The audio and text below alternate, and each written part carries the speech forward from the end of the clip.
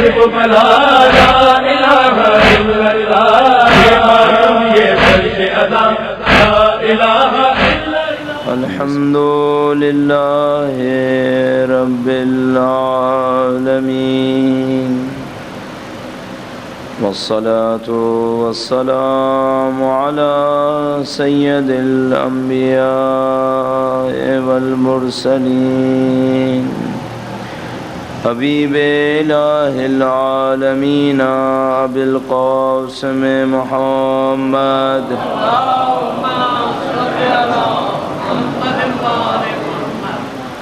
وعلى آلہ الطیبین الطاہرین، سیما بقیت اللہ فی الأراضین۔ قال اللہ تعالی فی کتابہ الکریم، بسم اللہ الرحمن الرحیم، ام حسبت ان اصحاب الکهف والرقیم كانوا من آیاتنا عجبا۔ درود بھیجئے محمد و آل محمد۔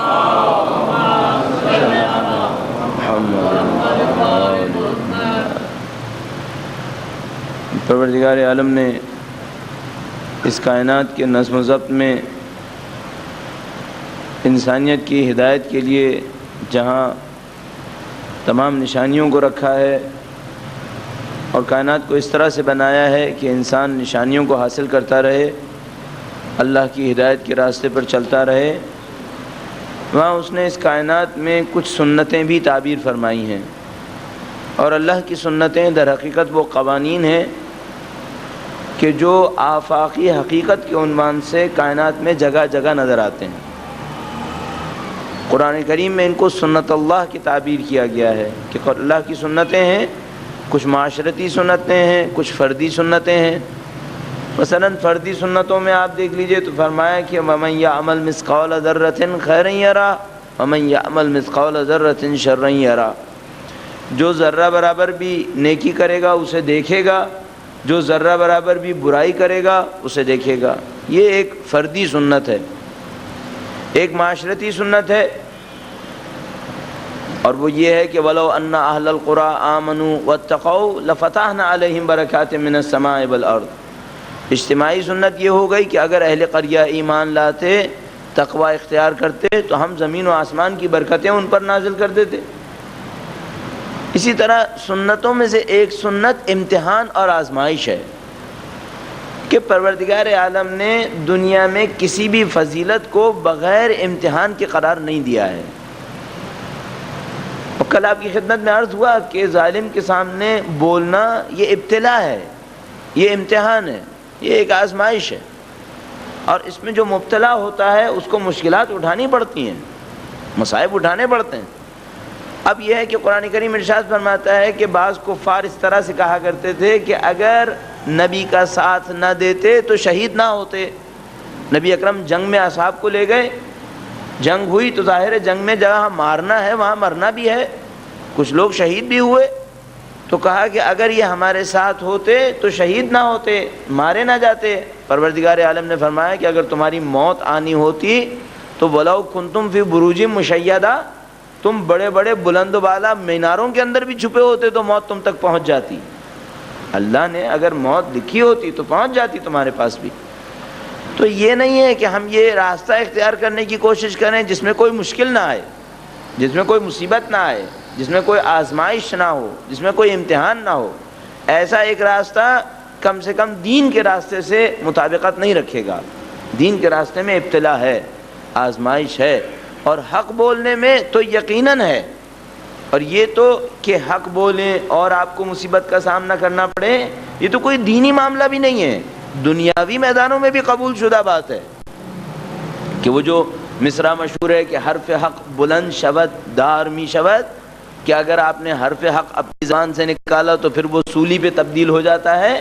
ایک مشہور کہاوت ہے، یہ حرف حق ہے، اور جو کوئی بھی حرف حق بولتا ہے اس کو اپنی مصیبتوں کو بہرحال سنبھالنا پڑتا ہے، ان مصائب کو جھیلنا پڑتا ہے۔ تو خدا متعال ان لوگوں کو جو حرف حق بولنے کی وجہ سے مصیبتوں اور مشکلات میں جاتے ہیں، خداوند متعال ان کی تمام مشکلات کو حل فرمائے، اور پروردگار عالم جلد از جلد ان کو ان تمام مشکلات اور مصیبتوں سے آزادی اور رہائی عنایت فرمائے۔ درود بھیجیے گا محمد و آل محمد۔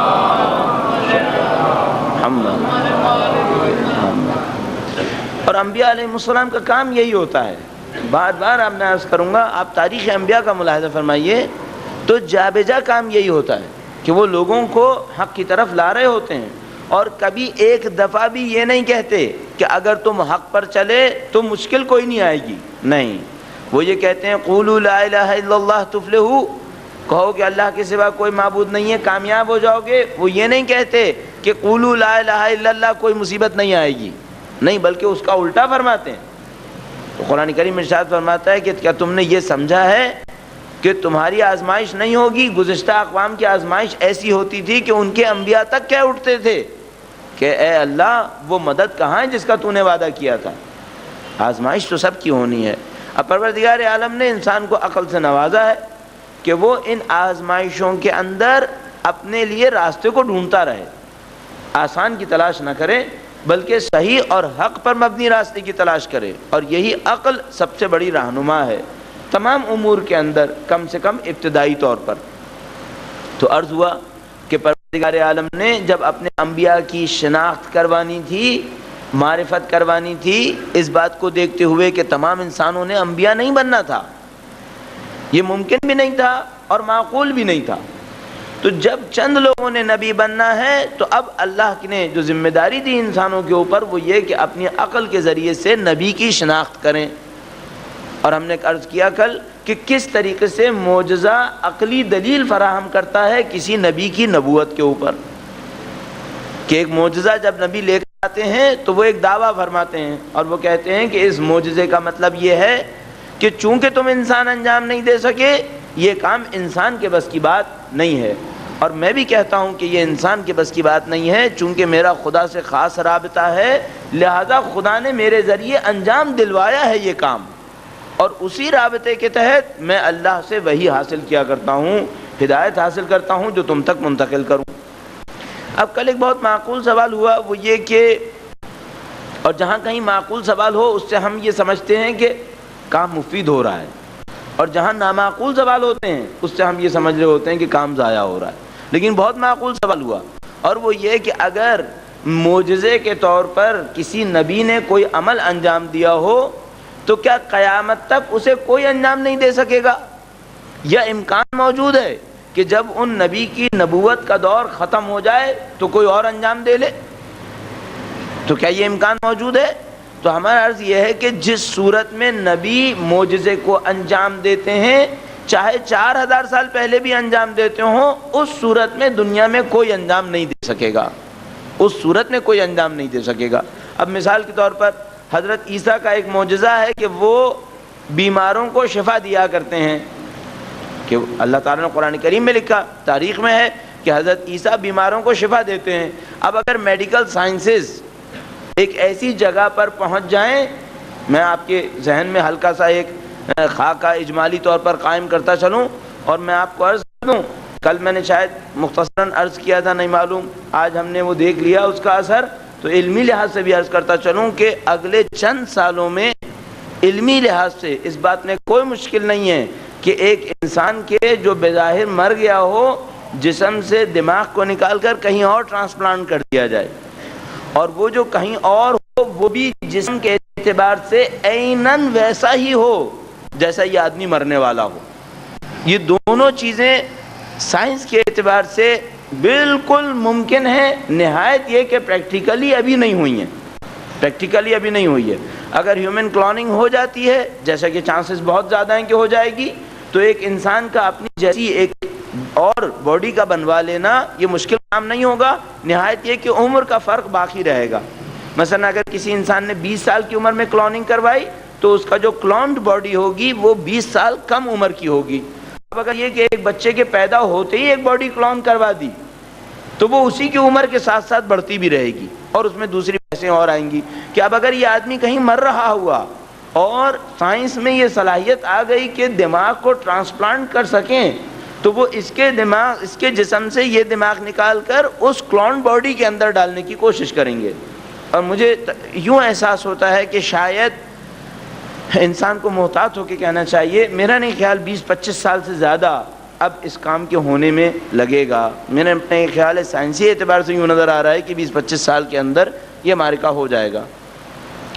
دوسری طرف سے ہم علم میں ایک اور انتہائی اہم نقطے کی طرف پہنچ رہے ہیں، جس کی طرف میں بار بار اشارہ کر رہا ہوں آپ کی خدمت میں، وہ یہ کہ کائنات کی ابتدا پر جو دھماکہ تصور کیا جاتا ہے، جس کو ہم بگ بینگ تعبیر کرتے ہیں، وہ دھماکہ پکچرائز ہونے والا ہے. یعنی میرے اپنے اعتبار سے جو ہم اس وقت اسپیڈ دیکھ رہے ہیں، میرا نہیں خیال کہ 1.5-2 سال سے زیادہ کی بات رہی ہو، میرا نہیں خیال. اور یہ میں 1.5-2 سال بھی میرا ذہن کہہ رہا ہے کہ ہاں اتنا زیادہ محتاط بن کے مت کہو، شاید 2 مہینے میں بھی ہو جائے، شاید 2 مہینے کے اندر بھی ہو جائے. بہت تیزی سے واقعہ ہو رہا ہے. تو یہ 2 باتیں اگر ہو جاتی ہیں تو ہم 2 بہت بڑے مسائل کی طرف پہنچ رہے ہیں. اور وہ یہ کہ عقیدے کے اعتبار سے ہمیں کائنات کے آغاز پر اپنا دینی عقیدہ مضبوطی سے بیان کرنا پڑے گا.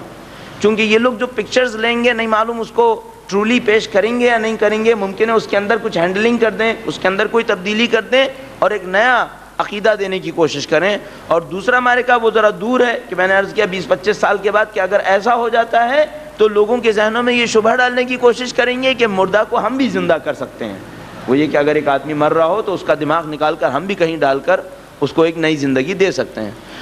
تو سوال یہ ہے کہ آیا انبیاء کے معجزے دنیا کے اگلے زمانوں میں انجام پا سکتے ہیں؟ ہم نے کہا جس طرح نبی نے انجام دیا انجام نہیں پائیں گے. وہ کیا خاصیت ہے؟ وہ ایک خاصیت ہے جس کی طرف اشارہ کرتا ہوں. درود بھیجے گا محمد و آل محمد صلی اللہ علیہ محمد. ہمیشہ اپنے ذہن میں رکھیے گا کہ نبی معجزہ پریکٹس کر کے حاصل نہیں کرتے. انبیاء اپنے معجزات پریکٹس سے حاصل نہیں کرتے. یعنی اب یہ شاید کچھ مذاق بھی لگے کہ حضرت موسیٰ ایک دفعہ عصا پھینکیں اس وہ اژدہا نہ بنے، دوسری دفعہ پھینکیں نہ بنے، 10 دفعہ پھینکیں نہ بنے، پھر 11ویں دفعہ میں اژدہا بن جائے. تو حضرت موسیٰ پریکٹس کریں تاکہ معجزے کے اوپر مہارت حاصل ہو جائے. نہیں، ایسا نہیں ہوا کرتا. آج سے 1 گھنٹہ پہلے جب وہ معجزہ ملا، 1 گھنٹہ پہلے اس عصا کی حقیقت کیا تھی؟ کہا یہ میری عصا ہے، اس سے میں بھیڑ بکریاں چراتا ہوں، پتے وغیرہ اتارتا ہوں، تھک جاتا ہوں تو اسی پہ ٹیک لگا لیتا ہوں. اتنا معمولی عصا ہے. آپ نے آج سے پہلے کبھی کوئی جادو کیا ہے؟ تو حضرت موسیٰ نے کبھی کوئی جادو نہیں کیا تھا. اور انہوں نے کبھی کوئی مثلاً کسی لکڑی کیا کسی کنکر کو بھی کسی میں چیز میں تبدیل نہیں کیا. انہوں نے کوئی کام نہیں کیا ایسا. اللہ نے کہا کہ بس ابھی سے آپ ایک معجزے کے مالک ہو گئے. وہ معجزہ کیا ہے؟ وہ یہ کہ آپ لاٹھی ڈالیے اژدہا بن جائے گی. کیا ٹرائی اور ایرر کا چانس بھی ہے کہ ایک دفعہ میں ڈالوں شاید نہ بنے، دوسری دفعہ میں ہو جائے؟ کہا نہیں، ایسی کوئی چیز نہیں ہے، آپ ڈالیے بنے گی. لیکن ڈالیے ابھی. حضرت موسیٰ نے ڈالا اور خود پریشان ہو گئے کہ ارے یہ تو واقعاً اژدہا بن گیا ہے. اتنے پریشان ہوئے کہ قرآن کریم فرماتا ہے کہ پیچھے مڑ کر بھاگے. البتہ یہ بھی ایک بحث ہے کہ پیچھے مڑ کر کیوں بھاگے اور مڑ کر بھی نہ دیکھا، تو یہ بھی ایک بحث ہے. لیکن فی الحال جو مورد ہے وہ یہ ہے کہ معجزہ پریکٹس کے ذریعے حاصل نہیں ہوتا، معجزہ سیکھ کر بھی حاصل نہیں ہوتا. اب ممکن ہے کوئی معجزے کی طرح کا کوئی عمل انجام دے دے، لیکن پریکٹسز کے بعد ہوگا، سیکھنے کے عمل کے بعد ہوگا. یہ ہو سکتا ہے. البتہ اس میں بھی ہو سکتا ہے، میں اس لیے کہہ رہا ہوں کہ اگلی سائنسز کی طرف دیکھ رہا ہوں. فی الحال تو کوئی امکان نظر نہیں آ رہا، لیکن ممکن ہے کوئی یہ کام کرے بھی تو پریکٹسز کے ذریعے سے ہوگا، ایک لرننگ پروسیس کو گزارنے کے بعد ہوگا. کہ ممکن ہے کوئی یہ کہے کہ ہم یہ کام کر سکتے ہیں اور اس میں اپنا ٹائم بھی لے گا. وہ بس جس طرح انبیاء کیا کرتے تھے، ایک پہاڑی میں سے ایک اونٹنی برآمد کر دی، آج سے پہلے کوئی اور بکری برآمد کی تھی، کہا کچھ نہیں، شروع کیا اونٹنی برآمد کر دی. اب نبی اکرم کے معجزے پر بھی توجہ فرمائیے. کیا قرآن کریم سے پہلے کوئی شعر کہا؟ کبھی نہیں. کیا قرآن کریم سے پہلے کوئی خطبہ ارشاد فرمایا؟ ایسا بلیغ خطبہ کہ کبھی نہیں. کوئی ہمارے پاس کلام نبی اکرم کی زبان کا قرآن کریم کی آمد سے پہلے کا کوئی ایسا شعر موجود نہیں ہے، کوئی ایسا خطبہ موجود نہیں ہے. اچانک جو ارشاد فرمایا تو قرآن کریم کی صورت میں ارشاد فرمایا. یہ معجزہ ہوا کرتا ہے کہ بغیر تربیتی، بغیر تعلیمی عمل سے گزرے اچانک معجزے کو انجام دیتے ہیں، اچانک اس کے مالک ہو جاتے ہیں اور اس میں کوئی خطا بھی نہیں ہوتی. یعنی پھر کوئی خطا نہیں ہے. یعنی یہ نہیں ہو سکتا کہ مثلا ایک میجیشین ہے, وہ ایک دفعہ جادو دکھاتا ہے, کہتا ہے آج خطا ہو گئی, کل میں دوبارہ کروں گا تو صحیح ہو جائے گا. نہیں, ایسی کوئی معاملہ معجزے میں نہیں ہوگا. معجزہ ابتدا بے ساکن ہم لوگ کہتے ہیں, یعنی بالکل نل سے اسٹارٹ لیتا ہے, پیک پر جاتا ہے اور ہمیشہ پیک پہ رہتا ہے, پھر اس کے اندر کوئی غلطی کا امکان نہیں رہا کرتا. تو یہ فرق ہوگا معجزے اور انسانوں کے ذریعے سے ویسے ہی مشابہ عمل کے انجام پانے میں. درود بھیجے گا محمد و آل محمد.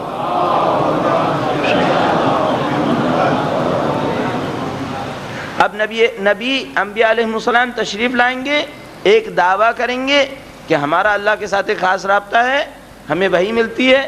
لوگ ان سے پوچھیں گے کہ اگر آپ نبی ہیں تو ثابت کیجئے کہ آپ نبی ہیں, یہ لوگوں کا حق ہے. انبیاء علیہ السلام معجزے دکھائیں گے اور معجزے کے ذریعے سے عقلی طور پر ثابت ہوگا کہ ان کا اللہ کے ساتھ ایک رابطہ ہے, وحی کا رابطہ ان کا جڑا ہوا ہے. اب یہاں پہ ایک اور سوال, وہ یہ کہ کیا انبیاء کا معصوم ہونا اشد ضروری ہے؟ بہت ضروری ہے کہ انبیاء معصوم بھی ہوں. یعنی کیا ایسا نہیں ہو سکتا کہ ہم کہیں کہ 1,24,000 انبیاء میں 313 جو مشہور روایت ہمارے پاس ہے کہ وہ رسول تھے, صاحبان شریعت بھی ہوا کرتے تھے, ایک خاص پیغام لے کر آتے تھے, لوگوں کو دیا کرتے تھے, اور اس میں کچھ جو ہے اولو العزم انبیاء تھے, تو ہم یہ کہیں کہ بھائی وہ 313 معصوم تھے, باقی 1,24,000 کا معصوم ہونا ضروری نہیں ہے. یا ہم یہ کہیں کہ اولو العزم جو تھے وہ معصوم ہوا کرتے تھے, باقی کا معصوم ہونا ضروری نہیں ہے. تو اب ہمارا اگلا سوال یہ ہے کہ کیا تمام انبیاء کا معصوم ہونا ضروری ہوگا؟ چند عرائض آپ کی خدمت میں پیش کریں گے. درود بھیجے گا محمد و آل محمد.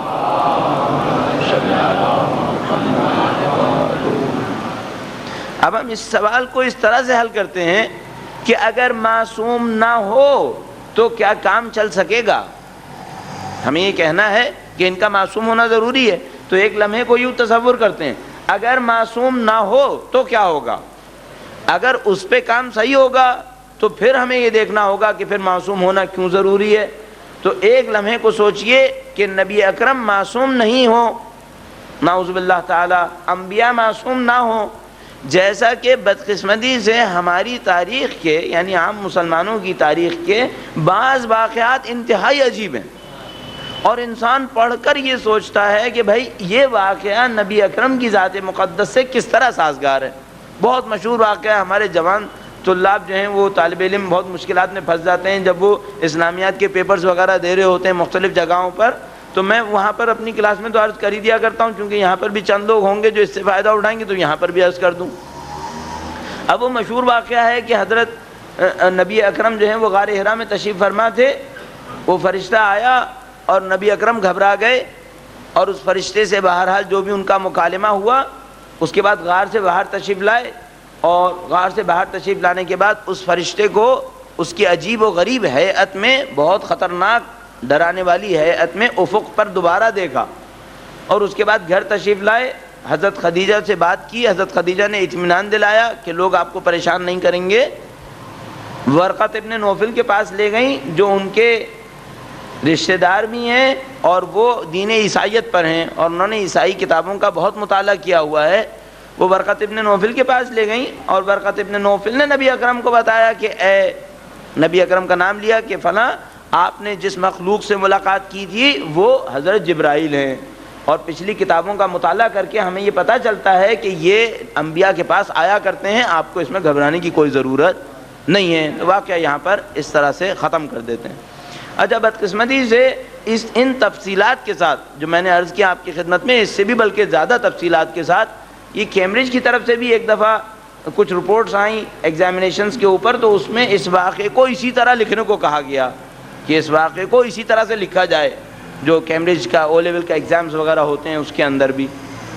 تو اس واقعے کو اگر غور فرمائیے تو کسی بھی صورت میں نبی اکرم کے مقام عصمت تو بہت دور کی بات, افضلیت سے بھی سازگار نہیں ہے, کہ اگر نبی اکرم کا مقام افضل ہے دوسرے انبیاء سے, اس سے بھی سازگار نہیں ہے. عصمت تو بہت دور کی بات, معصوم ہونا وہ کس طریقے سے.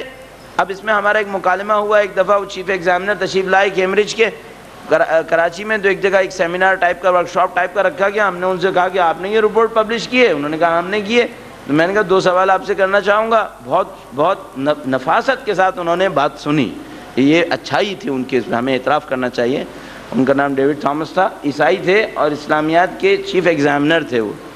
تو بہرحال ہم نے ان سے یہ کہا کہ بھائی اچھا معلومات میں کم نہیں تھے، یہ میں بلا وجہ میں کسی کا وہ برائی نہ کہوں، معلومات میں بہت اچھی معلومات تھی ان کے پاس، لیکن یہ کچھ جگہ ہماری ہسٹری نے گڑبڑ کی ہے تو وہ پڑھنے والا جو ہے وہ گڑبڑ میں مبتلا ہو گیا. تو میں نے ان سے یہ عرض کیا کہ آپ کے مطابق تو خیر جو بھی عقیدہ ہو، آیا مسلمان اس بات کا عقیدہ نہیں رکھتے کہ حضرت عیسیٰ سے افضل ہے نبی اکرم؟ کہا ہاں آپ لوگوں کا عقیدہ ہے کہ نبی اکرم افضل ہیں. تو میں نے کہا کہ حضرت عیسیٰ کا تو یہ مقام تھا کہ وہ گہوارے کے اندر اعلان کر رہے تھے کہ انی عبداللہ آتانی الکتاب وجعلنی نبیا، میں اللہ کا نبی ہوں، اس نے اللہ کا بندہ ہوں، اس نے مجھے کتاب دی اور نبی بنا کر بھیجا ہے. اور نبی اکرم کے بارے میں آپ یہ فرما رہے ہیں کہ 40 سال کے سن مبارک کے اندر ابھی تک وہ حضرت جبرائیل کو غیر جبرائیل سے تشخیص نہیں دے پائے. تو اس وحی کا کیا اعتبار ہوگا کہ جو حضرت جبرائیل سے لے کر آئے تھے؟ یعنی آپ نے تو وحی کی ریسیو کرنے کا سارا معاملہ ہی خراب کر دیا کہ ابھی وحی تو اس وقت صحیح ثابت ہوگی جب یہ پتہ چلے کہ لانے والا کون ہے. ابھی تو نبی اکرم کو یہی سمجھ میں نہیں آ رہا کہ جو لے کے آیا وہ کون ہے. تو اس کے بعد پھر کہیں جا کر جو ہے معاملہ یہ ہوگا کہ جو وہ لایا وہ صحیح بھی لایا یا غلط لے کے آیا. اور اگر آپ یہ فرماتے ہیں کہ ان کو بعد میں یقین آ گیا تھا تو عجیب مشکل یہ ہے کہ نبی کو خود تو یقین نہیں آیا تھا، لیکن کس کے کہنے پہ یقین آیا؟ ورقہ ابن نوفل عیسائی کے کہنے پر یقین آیا. تو نعوذ باللہ اس ورقہ کی کیا معلومات کتابیں پڑھ کر نبی اکرم سے زیادہ تھی کہ نبی اکرم تو تشخیص نہ دے پائے کہ یہ جو مخلوق میں نے اپنی آنکھوں سے دیکھی یہ کون تھی، اور ورقہ داستان سن کے بتا دیتا ہے کہ وہ جو آپ نے دیکھا وہ حضرت جبرائیل تھے، ہم نے پرانی کتابوں کے اندر پڑھا. تو انتہائی نامعقول ہے یہ. درود بھیجے گا محمد و آل محمد. بعض انہوں نے قبول کیا. میں نے ان سے کہا آپ آنیسٹلی بتائیے گا، آپ کے ذہن کو اسٹرائک نہیں کرتا کہ یہ بات غلط ہے؟ کہا یہ بات تو غلط ہے لیکن آپ کی ہسٹری میں ہے، سیرہ ابن ہشام کے اندر موجود ہے، اور سیرہ ابن ہشام مستند تواریخ میں سے ہے. میں نے کہا کیا ضروری ہے کہ ہم اپنی تاریخ میں موجود ہر بے عقل بات کو بھی قبول کریں؟ اس موقع پہ انہوں نے گفتگو کو ختم کر دیا اور یہ کہا کہ یہ کام انتہائی خطرناک ہوگا کہ ہم اپنی عقل استعمال کرتے ہوئے تاریخ کے بارے میں فیصلہ کرنے کی کوشش کریں. اور ہمارے خیال میں کوئی کام خطرناک نہیں ہے، یہ انتہائی ضروری ہے کہ ہم تاریخ کے حوالوں کو اپنی عقل کے ذریعے سے بھی جانچنے کی کوشش کریں. لہذا ہمارے پاس ایک روایت کے لیے دو معیار ہوتے ہیں. ایک تو ہم کہتے ہیں کہ اس کے رجال میں دیکھنا ہے کہ اس کی روایت کی سند کیا ہے، اور دوسرا ہمارے پاس علم درایا ہوتا ہے کہ ہم اپنی عقل کو استعمال کرتے ہیں اور یہ سمجھنے کی کوشش کرتے ہیں کہ آیا یہ روایت اسلام کے بنیادی اصولوں سے ٹکرا تو نہیں رہی، اور اگر ٹکرا رہی ہو تو ہم اسے قبول نہیں کرتے. بس ایسا کوئی واقعہ اگر موجود بھی ہو تو ہمارے نزدیک درایت کے بالکل خلاف ہوگا کہ جس کے اندر نبی اکرم کی عصمت جو ہے وہ ثابت نہ ہو پائے اور نبی اکرم کی عصمت سے وہ معارض ہو. اور ہم نے عرض کیا کہ کیا یہ ایسا ہو سکتا ہے کہ معصوم نہ ہو؟ تو ہم یہ عرض کریں گے کہ اگر وہ معصوم نہ ہو تو کئی لحاظ سے مصیبتوں کا باعث ہوگا، کئی لحاظ سے دین اسلام کے لیے سختی کا سبب بنے گا. ایک دفعہ آپ کو زحمت دوں گا، کچھ افراد تشریف فرما ہیں، آپ تھوڑا سا ادھر تشریف لے آئیے گا، ایک درود پڑھتے ہوئے آگے تشریف لے آئیے گا تاکہ جگہ بن جائے. درود بھیجیے محمد والے، بارہ دیگر درود بھیجیے گا محمد والے محمد.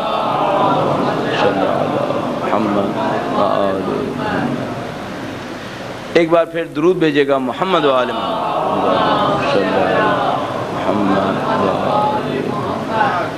تو کسی بھی صورت میں کوئی ایسا واقعہ قبول نہیں کیا جا سکے گا کہ جس میں مقام عصمت کے خلاف ہمیں کوئی پتہ چلے. تو اگر نبی معصوم نہ ہو تو کیا ہوگا؟ ایک لمحے کو آپ یوں سوچئے کہ نبی معصوم نہیں ہے اور وہ آپ سے آ کر یہ کہتے ہیں پہلی دفعہ کہ آپ کو زکوٰۃ 2.5% دینی ہے اور آپ کو فلاں طریقے سے نماز پڑھنی ہے اور آپ کو فلاں طریقے سے حج کرنا ہے. اب اگر معصوم نہ ہو سب سے پہلے یہ سوال ذہن میں آئے گا کہیں غلطی تو نہیں ہو رہی ہے؟ شاید 2.5 نہ کہا ہو، 5.5 کہا ہو. بہت مومن کہے گا البتہ یہ کہ 2.5 نہ کہا ہو، 5.5 کہا ہو، ورنہ وہ کہے گا سب سے پہلے کہ شاید 0.5 کہا ہو، تو 2 ہو ہی نہ. تو سب سے پہلا معاملہ کیا ہے؟ آیا نبی نے حکم صحیح دیا بھی ہے یا نہیں دیا؟ کیوں؟ نعوذ باللہ تعالیٰ ایک منظر تصور فرمائیے، نبی اکرم نے فرمایا نماز اس طرح سے پڑھا کرو، ہم نے 1 مہینہ نماز اس طرح سے پڑھ لی. 1 مہینے کے بعد نعوذ باللہ تعالیٰ اللہ کے کوئی نبی تشریف لاتے، خدا نہ کرے اگر معصوم نہ ہو تو وہ یہ کہیں کہ بھائی مجھ سے ایک غلطی ہو گئی ہے، سہو و نسیان کے نتیجے میں یہ 1 مہینہ جو ہے ہم نے غلط نماز پڑھوا دی ہے، اب ہم آپ کو صحیح طریقہ بتا رہے ہیں۔ تو اب آ کر کسی نے پوچھا کہ اب تو بالکل صحیح ہے نا؟ نبی اکرم نے کہا ہاں بالکل صحیح ہے۔ تو اب شبہ رہے گا کہ بھائی وہ پچھلی دفعہ تو غلطی ہو گئی تھی، پتہ نہیں اس دفعہ صحیح چل رہا ہے یا نہیں چل رہا۔ اچھا نماز میں تو ریکٹیفائی کروا دیا، پتہ نہیں حج بھی صحیح ہو رہا ہے یا نہیں ہو رہا۔ اب ہر چیز کے اندر شبہ، نتیجہ یہ کہ نبی اکرم کی تمام مقام نبوت خطرے میں پڑ جائے گا اگر ہم یہ سوچنا شروع کر دیں کہ نبی اکرم سہو و نسیان کے نتیجے میں یا غلطی اور اشتباہ کے نتیجے میں احکام الہی کو صحیح بیان نہ کر سکیں، تو پورا معاملہ ختم ہو جائے گا۔ اس کے بعد دوسری مشکل یہ پیش آئے گی کہ اگر نبی اکرم نے سہو و نسیان کر ڈالا، نعوذ باللہ تعالیٰ معصوم نہ ہونے کے نتیجے میں، کہ یہ بالکل غلط بات ہے، ہم بار بار عرض کر رہے ہیں، معصوم ہوتے ہیں، اگر کر ڈالا اور کسی کو یہ احساس ہو گیا کہ غلطی کی ہے، اب وہ کیا کرے گا؟ اب نبی اکرم نے نعوذ باللہ تعالیٰ اس قول کے مطابق خطا کر ڈالی اور کسی ایک ماننے والے کو پتا ہے کہ خطا ہو گئی، اب کیا کرے؟ ایک طرف سے پیروی نبی کی واجب ہے کہ نبی کی پیروی کرنا واجب ہے کہ وہ نبی کی پیروی کرے، اور دوسری طرف سے اس کو پتا ہے کہ یہ غلط ہو رہا ہے۔ اب اگر نبی کے مخالفت میں کھڑا ہو جائے اور کہے حق مجھے پتا ہے، تو لوگوں کا پھر کیا ہوگا کہ ایک طرف سے نبی کہہ رہے ہیں کہ کرو اور یہ کہہ رہا ہے کہ یہ غلط ہے اور میں تمہیں بتا رہا ہوں کہ صحیح کون سا ہے، اور حسن اتفاق سے یہی صحیح کہہ رہا ہے، پورا نظام درہم برہم ہو جائے گا۔ وہ پروردگار عالم جو حکیم ہے، وہ پروردگار عالم جو قدیر ہے، علیم ہے، کیا انسانوں کو اس طرح گمراہی میں مبتلا کرے گا؟ اور اگر اسی طرح گمراہی میں مبتلا کرنا ہو تو پھر تو نبوت بھیجنے کی ضرورت بھی نہیں رہے گی، پھر تو نبوت کا معاملہ ہی ختم ہو گیا۔ کہ اس گمراہی سے تو بہتر یہ ہے کہ ان کی عقول پر چھوڑ دیا جائے، عقلوں پہ چھوڑ دیا جائے کہ جو سمجھ میں آتی ہے کرتے رہو، قیامت کے دن دیکھا جائے گا، جس کو بخشنا ہوگا بخش دیں گے، جس کو مارنا ہوگا مار دیں گے۔ اس طرح پروردگار عالم کبھی گمراہی میں مبتلا نہیں کرتا۔ درود بھیجیے گا محمد و آل محمد۔ تو 2 مسائل آج طے ہو گئے، وہ یہ کہ اگر معجزہ نما کام کسی غیر نبی نے کر کے دکھا دیا تو اب اس کے بارے میں حکم کیا ہے؟ تو ہمارا حکم یہی ہے کہ یہ سیکھ کر کیا ہے، پریکٹس کر کے کیا ہے، تو پھر یہ معجزہ نہیں ہوگا۔ اگر کبھی ایک دفعہ بھی نہیں ہوا، اس کا مطلب ہے یہ معجزہ نہیں ہے۔ دوسرا معاملہ یہ ہوا کہ کیا بغیر معصوم ہوئے کام چل سکتا ہے؟ تو ہم نے کہا کہ نہیں صاحب، بغیر معصوم ہوئے حکمت الہی میں یہ کام نہیں آ سکے گا۔ اب ایک تیسرا معاملہ، جو بھی ضرورت تھی جو ہم نے ثابت کی کل کے سیشن میں اور آج میں، جس کے تحت ہم نے کہا کہ نبی کا بھیجا جانا ضروری ہے، وہ ضرورت ختم کیوں ہو گئی؟ ہم نے کہا کہ بھئی ایک ضرورت ہے، نبی کا بھیجا جانا بہت ضروری ہے، اور دوسری طرف سے دعویٰ یہ ہے کہ ختم نبوت بھی ہو گئی، نبوت ختم ہو گئی۔ تو اب پوچھنے والا ہم سے یہ پوچھ سکتا ہے کہ پہلے تو بڑے شد و مت کے ساتھ آپ نے ثابت کیا کہ نبی کا آنا ضروری ہے، اور اب اس سے زیادہ شد و مت کے ساتھ آپ ثابت کر رہے ہیں کہ اس نبوت کا ختم ہونا ضروری ہے، تو یہ مارکا کیا ہے؟ آنا ضروری ہے یا ختم ہونا ضروری ہے؟ کوئی ایک بات جو ہے وہ ثابت کی جائے۔ تو ہمارا کہنا یہ ہے کہ آنا بھی ضروری ہے اور ختم ہونا بھی ضروری ہے، اس صورت میں کہ آپ امامت کے قائل ہوں، اور اگر آپ امامت کے قائل نہیں ہوئے تو پھر ختم نبوت کی کوئی معقول دلیل آپ کے پاس باقی نہیں رہے گی۔ کیوں؟ جس چیز کی آنے کی ضرورت تھی، کیوں ایسا ہو گیا کہ اب اس کی کوئی ضرورت باقی نہیں رہی؟ آپ کو امامت کا عقیدہ یہیں پر ماننا پڑے گا، اور اگر آپ امامت کا عقیدہ نہ مانیں تو پھر نبوت کے باب میں ختم نبوت کو ماننا انتہائی غیر عقلی ہو جائے گا۔ اس کی تفصیل آپ کی خدمت میں عرض کرتا ہوں۔ درود بھیجیے گا محمد و آل محمد۔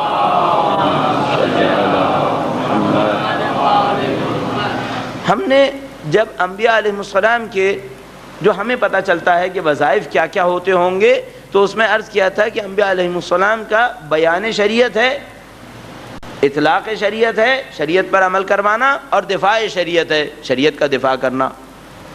تو ہم نے عرض کیا کہ انبیاء علیہ السلام ان کاموں کو انجام دیا کرتے ہیں، شریعت کو بیان کرتے ہیں، عمل کرنے میں مدد دیتے ہیں، اور اگر خدا نہ کرے شریعت کے خلاف کوئی کام انجام پائے تو وہ دفاع شریعت میں بھی اپنے تن و من کو قربان کرنے کو تیار ہوتے ہیں۔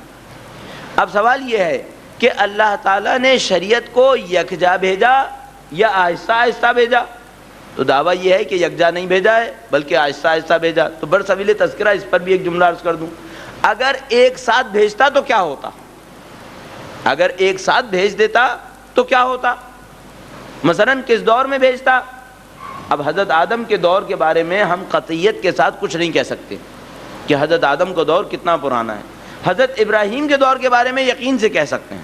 اس کی وجہ یہ ہے کہ ہمارے پاس ہسٹوریکل پروفز بھی ہیں، آثار قدیمہ میں کچھ آثار بھی ہیں، اور تمام ادیان کی مشترک روایت ہے کہ حضرت ابراہیم کا دور تقریباً 4 سے 4,500 سال کے لگ بھگ ہے. 4,000 سال ہم ابھی یوں ہی تعبیر کر لیتے ہیں، ہم بہت زیادہ کنکریٹ ظاہر نہیں کہہ پائیں گے. تو حضرت ابراہیم تک تو معاملہ سمجھ میں آتا ہے کہ تقریباً 4,000 سال کا فاصلہ ہے. حضرت آدم تک کا کتنے ہزار سال کا فاصلہ ہے ہم کچھ کہہ نہیں پائیں گے. میں عرض کرتا ہوں ایک روایت ہے بہرحال 6,000 سال کی، لیکن وہ روایت جو ہے وہ کوئی بہت زیادہ مستند روایت نہیں ہے جس کے اوپر انسان جو ہے وہ کھڑا ہو کر بہت دفاع بھی کر سکے. حضرت ابراہیم کے 4,000 سال کو تو قابل دفاع ہے، لیکن وہ 6,000 سال والا معاملہ یہ قابل دفاع نہیں ہے. اچھا کہیں پر بھی آتے 6,000 سال پہلے حضرت آدم آئے یا 12,000 سال پہلے آئے یا کچھ بھی سوچ لیجئے.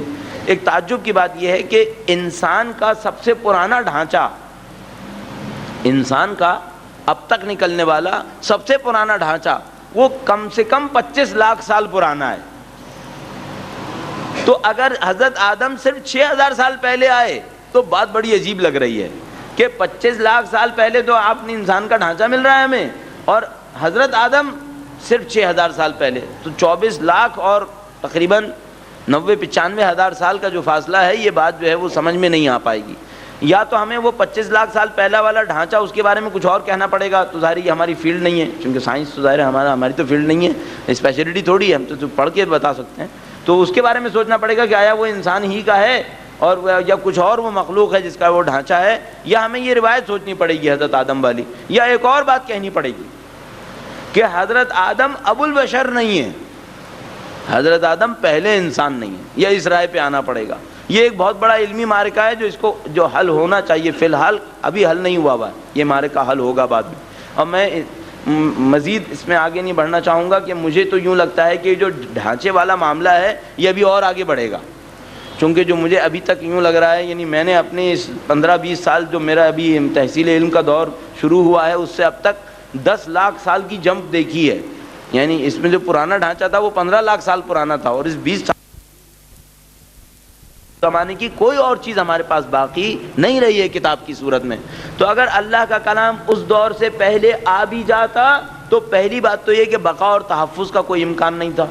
دوسرا معاملہ یہ ہے کہ کیا انسانیت کے اندر اتنا فہم و شعور تھا کہ اس کی کسی بھی چیز کو سمجھ پاتے؟ تو ہمیں یہ بھی اندازہ ہے کہ اس سے پہلے انسانوں کے اندر فہم و شعور کا عالم کیا تھا کہ وہ قرآن کریم جیسی گفتگو کو جو یقیناً اللہ نے بہت آسان کر کے بیان فرمائی ہے، کہ خود قرآن کریم میں فرماتا ہے کہ ہم نے اس کو آسان کر کے بیان کیا ہے، تو یہ آسان بھی اس سے پہلے کے انسان کے لیے قابل ہضم نہیں تھا، کہ اگر آ بھی جاتا تو لوگوں کے لیے اس کو سمجھنا انتہائی دشوار ہوتا، جیسا کہ حتیٰ آج بھی بعض جگہوں کو سمجھنا انتہائی دشوار ہے.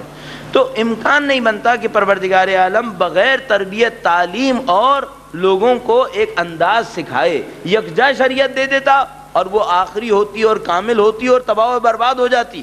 تو یہ اللہ کی حکمت سے سازگار نہیں تھا. تو اس نے انتظار کیا، شریعت کو آہستہ آہستہ دیا، یہاں تک کہ کمال کے درجے پر پہنچا دیا. اب سوال یہ ہے نبوت ختم کیوں ہو گئی؟ ہمارا بنیادی سوال نبوت ختم کیوں ہو گئی؟ تو اس کے لیے ایک بہت اچھی مثال ہمارے پاس موجود ہے، اور وہ مثال اس طرح سے ہے کہ فرض کر لیجئے آپ اپنا ایک گھر بنوا رہے ہیں. یہ مثال میں بہت دفعہ ایک چیز کہتا ہوں، تو اس مثال بھی شاید پہلے بہت دفعہ کہہ جا چکا ہوں. وہ یہ کہ آپ ایک گھر بنوا رہے ہیں اور گھر بنوانے کے لیے آپ مزدور بلاتے ہیں. آپ مزدور بلاتے ہیں، یہ کام معقول ہے یا نامعقول ہے؟ معقول ہے. گھر بن رہا ہے تو مزدور تو آئے گا. تو کچھ جو ہے اس میں مثلا شاید آپ کوئی ایکسپرٹ بلائیں، 1-2 اس سے ذرا نیچے کے بلائیں، اور 50-60 آدمی اس سے نیچے کے بلائیں تاکہ پورا گھر بنے آپ کا. تو اب آپ نے گھر بنوا لیا، مزدور لگے رہے، کام ہوتا رہا، 2 مہینے 4 مہینے 6 مہینے حسب جو بھی کام تھا اس کے حساب سے مدت بھی لگ گئی. اب سب کچھ ہو گیا، گھر بن گیا، بالکل تیار ہو گیا. اب بھی آپ مزدور بلائیں گے؟ اب آپ پھر مزدور بلائیں گے کیا؟ بلائیں گے یا نہیں بلائیں گے؟ بھائی گھر بن گیا، اب آپ 50 مزدور اور لگائیے اس کے اوپر، اب آپ نہیں کریں گے یہ کام. اب آپ کہیں گے بھائی گھر بن گیا، اس میں رہنے والوں کو لے کے آؤ، یا زیادہ سے زیادہ ایک چوکیدار لے کے آؤ، گھر کی حفاظت کرنے والے کو لے کے آؤ، اس سے زیادہ کوئی ضرورت نہیں ہے، مزدور بلانے کی کوئی ضرورت نہیں ہے. اب آپ تصور فرمائیے، اللہ تعالیٰ نے ایک پیغام پہنچانا تھا، پیغام پہنچانے کے لیے نبی کو استعمال کیا، ہو گیا مقام نبوت. پیغام جا رہا ہے، نبی آتے چلے جا رہے ہیں، جا رہا ہے پیغام تو نبی بھی آ رہے ہیں. اب ایک موقع پر پیغام جتنا پہنچنا تھا پہنچ گیا، اب نبی بلائے. اب کیا حکمت رہے کہ اب بھی نبی بلائے؟ یہ بالکل ایسے ہی ہے، گھر تو بن گیا اور آپ کہیں کہ چونکہ میں نے پہلے مزدور بلائے تھے اب میں پھر مزدور بلاؤں گا، ورنہ وہ پہلے کیوں بلائے تھے؟ نہیں بھائی، پہلے اس لیے بلائے تھے کہ گھر بن رہا تھا، اب جب کہ گھر بن گیا تو اب مزید مزدور بلانے کی کوئی ضرورت باقی نہیں رہی ہے. پہلے اللہ پیغام بھیج رہا تھا تو جب پیغام بھیج رہا تھا تو نبی کی ضرورت تھی، جب پیغام ختم ہو گیا اب مزید کسی نبی کی ضرورت نہیں رہتی. ہاں، محافظ کی ضرورت ابھی بھی باقی رہے گی، بیان کرنے والے کی ضرورت ابھی بھی باقی رہے گی، اور یہ وہی امامت ہے جس کے ہم معتقد ہیں. درود بھیجیے گا محمد و آل محمد.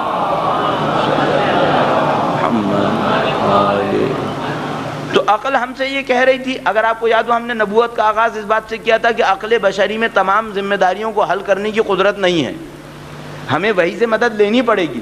وہ مدد ابھی بھی درکار ہے، وہ مدد ابھی بھی درکار ہے. پیغام تو کامل ہو گیا، اب اس پیغام کا اطلاق ہونا ہے، اس پیغام کی تفسیر ہونی ہے، اس پیغام کا دفاع ہونا ہے. آیا آپ کو کوئی ایسی سورس چاہیے ہے کہ جو وہی جیسی سورس سے لگی ہوئی ہو اور وہ غلطی نہ کرتی ہو؟ تو ہم کہہ رہے ہیں ابھی بھی چاہیے کہ اگر ابھی بھی نہ آئے اور ہماری عقلوں پہ چھوڑ دیا جائے تو ہم نہیں معلوم قرآن کریم سے کیا حشر کریں گے. اور وہ جنہوں نے کہا کہ حسبنا کتاب اللہ، انہوں نے جو حشر کیا دین اسلام کا وہ ہماری آنکھوں کے سامنے ہے کہ جو مرضی آئے ڈالتے چلے گئے اور جو مرضی آئے نکالتے چلے گئے، اور اس کے بعد ایک ایسا ملغوبہ بن گیا کہ جس کا نہ دفاع کرنا ممکن ہو رہا ہے ان کے لیے کہ نہ اس کے اوپر عمل کرنا ممکن ہوتا ہے. اس میں بھی ایک بڑا عجیب واقعہ ہے، چھوٹا سا واقعہ میں آپ کی خدمت میں عرض کرتا چلوں. ایک زمانے میں کہیں بہت گفتگو چل نکلی کہ بھئی یہ جو معاشرے کے اندر فضا موجود ہے اس وقت کہ بھئی فحشا کا معاملہ نبٹ کے ہی نہیں دیتا ہے، اس کو کیسے کنٹرول کیا جائے. تو ایک جگہ پہ کچھ لوگ بحث کر رہے تھے، ٹھیک ٹھاک لوگ بہرحال، تو وہ بحث کرتے کرتے کسی نتیجے پر نہیں پہنچے. اور وہ ہمارے برادران ایمانی تو نہیں، ہمارے برادران ایمانی تھے کچھ، اور کچھ جو ہے وہ دوسرے، ہم لوگ بڑے بھائی تعبیر کرتے ہیں. تو وہ تھے، سب بات ہوتی رہی، بہرحال کافی دیر تک بات ہوتی رہی، دیکھا نہیں معاملہ حل نہیں ہو کے دے رہا. تو ہمارے جو برادران تھے انہوں نے کہا کہ بھائی ہم کچھ نہیں بول رہے، آپ لوگ اپنے بڑوں کے پاس چلیے تاکہ وہ دیکھیں تو صحیح وہ لوگ کیا کہہ رہے ہیں. تو وہ بڑوں کے پاس لے گئے، ان سے بھی معاملہ حل نہیں ہو کے دیا، ایک کے پاس، دو کے بعد، تین کے بعد. پھر انہوں نے کہا بھائی ایسا ہے کہ ہر روز جاتے جاتے ہم تھک گئے، سب سے بڑے کے پاس لے چلیے. معاملہ ختم. آخر کہاں تک ہم کتنی دیر تک جاتے رہیں گے بار بار، کہاں یہ ٹھیک ہے سب سے بڑا ڈھونڈو. تو ایک بہت بڑے تھے، ان کو ڈھونڈ لیا، میں کسی کا نام نہیں لینا چاہ رہا، ان کے پاس چلے گئے اور ان سے بحث شروع کی. تو ہمارے بھائی جو ہیں وہ خاموش بیٹھے رہے، وہ سنتے رہے. تو وہ جب رد و جر و بحث بہت زیادہ بڑھ گئی اور اعتراض پہ اعتراض ہوتے رہے اور وہ صاحب بھی کوئی حل نہیں دے پائے، تو انہوں نے چڑھ کر ہمارے بھائی سے کہا کہ بھائی تم جو اتنا اعتراض کر رہے ہو، میں جو حل بتاتا ہوں تم اس کے اوپر اعتراض کر دیتے ہو، اور تمہارے دوست بھی تمہارا ساتھ دینا شروع کر دیتے ہیں، تمہارے پاس کوئی حل ہے؟ جنہوں نے ایک بہت اچھا جملہ ارشاد فرمایا، انہوں نے کہا پہلے حسبنا کتاب اللہ والا کہے کہ بے بس ہو گیا ہے، پھر میں حل بتاؤں گا. پہلے وہ جو کہہ رہا ہے کہ ہمارے لیے اللہ کی کتاب کافی ہے، وہ اعتراف کرے کہ کافی نہیں ہے، پھر ہم حل بتائیں گے کہ ہم نے کیا حل لیا ہوا ہے. حل ہے، اور امام علی مقام نے حل ارشاد فرمایا، اور فرمایا تھا کہ اگر یہ حرام نہ ہوتا تو انتہائی شقی شخص ہی زنا میں مبتلا ہوتا صرف، لیکن حرام کر دیا، اور حرام کرنے کے نتیجے میں پورے معاشرے کو فساد کے اندر مبتلا کر دیا. کہ یہ معقول حل تھا کہ اگر کہیں پر ایسا ہو کہ گناہ کے اندر پھنس رہے ہوں تو کہیں نہ کہیں اللہ تعالیٰ نے اپنی اس حکمت کے تحت یہ رخصت رکھی تھی کہ اس کو حرام کرنے کے نتیجے میں پھر معاشرے کے اندر جو مصیبت آئی ہوئی ہے وہ ہمارے سامنے، آنکھوں کے سامنے موجود ہے. البتہ اس میں بہت بحث کی ضرورت ہے، بہت کچھ جاننے اور پہچاننے کی ضرورت ہے تاکہ اس حل کے طریقہ کار کو سمجھا جائے. درود بھیجیے گا محمد و آل محمد. تو اب ہمیں مزید پیغام لانے والے کی ضرورت نہیں ہے، ہاں پیغام کی تفسیر کرنے والے کی ضرورت ابھی بھی باقی ہے. اور پیغام کی تفسیر کرنے والا ایسا ہو کہ اس میں غلطی کا امکان نہ ہو، کہ اگر کہیں وہ بھی یہ کہہ بیٹھے کہ میں اس پیغام کو سمجھ نہیں پا رہا تو ہم دنیا میں کس کے پاس جائیں کہ پیغام کو سمجھائے؟ اور اگر وہ یہ کہہ بیٹھے نعوذ باللہ کہ میں نے کل جو سمجھایا وہ صحیح نہیں سمجھایا تھا، آج میں صحیح سمجھاتا ہوں، عام انسانوں کی طرح جن کا وحی سے کوئی تعلق نہیں ہوتا، اس منبع علم سے کوئی تعلق نہیں ہوتا، تو پھر تمام وہی خدشات وارد ہو جائیں گے کہ جو نبی کے غیر معصوم ہونے کی صورت میں وارد ہوتے ہیں۔ تو ہماری ضرورت ہے کہ ہماری قیادت ایک ایسے سورس سے متصل ہو، ایک ایسے ذریعے سے متصل ہو کہ جو ہمیں پروردگار عالم تک براہ راست رہنمائی کر سکے۔ اسی کو ہم باب امامت سے تعبیر کرتے ہیں۔ اب یہ ہے کہ دنیا نے امامت کو نہ مانا اور امامت کو سیاسی اغراض و مقاصد کی خاطر انکار کرتے رہے، معنی کے اندر تبدیلی کرتے رہے، ترجموں کے اندر تبدیلی کرتے رہے، تشریحات کچھ اور کرتے رہے کہ کسی نہ کسی طریقے سے اس مسئلے سے بچ نکلیں۔ تو ہم عرض کریں گے کل کہ اس مسئلے سے بچ نکلنے کا کم سے کم نبی نے کوئی راستہ نہیں چھوڑا تھا۔ نبی اکرم نے جو کام انجام دیا تھا، یعنی میں کل عرض کروں گا کہ میں یہ سمجھتا ہوں کہ نبی اکرم نے احتیاط کو انتہائی درجے تک پہنچا دیا کہ کوئی اس بارے میں غلطی کا شکار نہ ہو۔ کہ آپ اسی ایک جملے پر توجہ فرمائیے کہ جو ہمارے پاس موجود ہے دونوں فرقوں کے پاس، کہ نبی اکرم نے فرمایا جب بھی بنی امیہ کو میرے ممبر پہ دیکھو فوراً اتار دینا۔